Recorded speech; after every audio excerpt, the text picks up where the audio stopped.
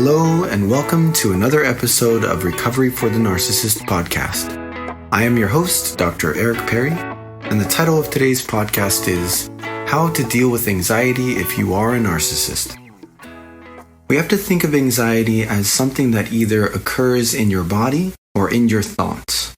If it occurs in your body, it's very important to think of it as a physiological feeling or sensation that cannot actually harm you.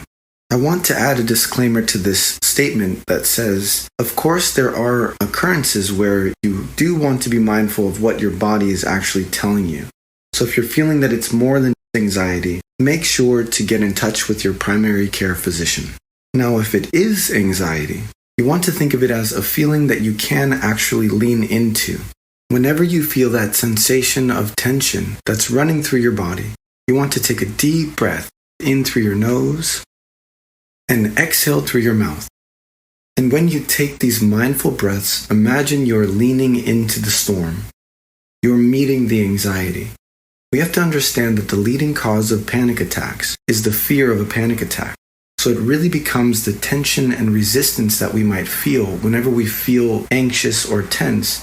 And the messages that get triggered in the brain are that we have a problem and that something is wrong. These messages themselves become very problematic and begin to create even more of a sense of anxiety and fear.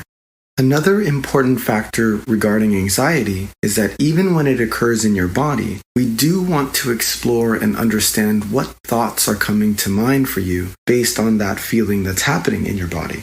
Very seldom will we feel a sense of anxiety within our body that's not linked to some thought or some worry either about something in the future or in the past. And it is important for us to discover what is this thought that we're fearful of. This will then take us to the next very important step in managing and coping with anxiety. We have to realize that anxiety, especially when it occurs in your thoughts, is a result of open-ended questions that do not have actual solutions. For example, the mind will begin to fixate on questions such as, what if this happens? Or what will I do if this doesn't happen? These are open-ended questions because they don't allow for a yes or no answer. They become answers that are vague and sometimes multiple answers that conflict with each other. Keeping a journal is a great way to keep yourself on top of these thoughts that tend to get away from us. We might not even think about what we're thinking about, but if you take some time each day or every other day or even once a week to write out your thoughts, how your day was, what you're thinking about, and what you're going through, it gives you an advantage to bring these thoughts to the surface so it doesn't just remain dormant within your body. Awareness is very important, especially with anxiety. Now, the thing to do is to first recognize that you are having those moments where open-ended questions are happening within your mind. You are going to typically be the only person who can actually recognize within the moment that you're having anxiety. And then from there, recognize that you are asking yourself these open-ended questions. Now, if this doesn't sound familiar to you and you're not aware that you might be doing this in terms of open-ended questions, that's okay. All that means is that we do need to start journaling so that you can bring this awareness more to the front of your consciousness. And then when you do recognize that you are having these open-ended questions happening in the backstage of your mind, the thing that you want to do is you want to close those questions down. You want to turn them into a yes or no question, a closed-ended question.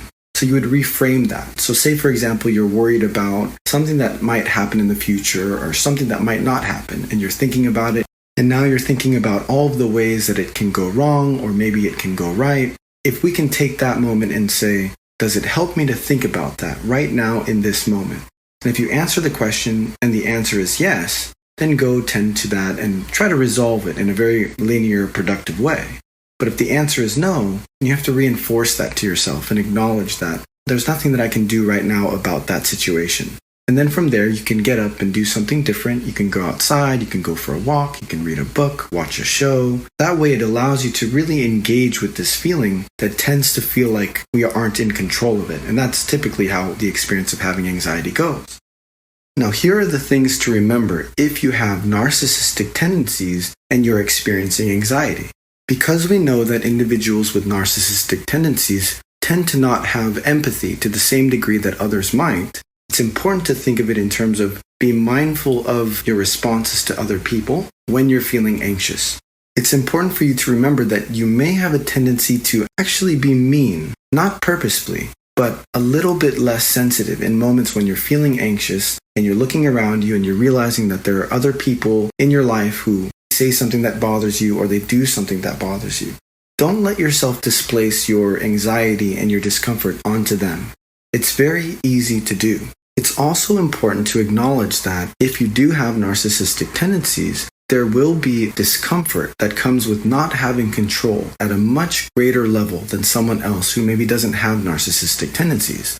You just want to be more mindful that sometimes your anxiety may make you a little bit more on edge.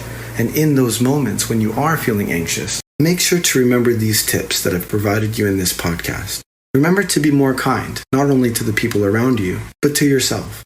Until next time, thank you for tuning into this podcast. See you soon.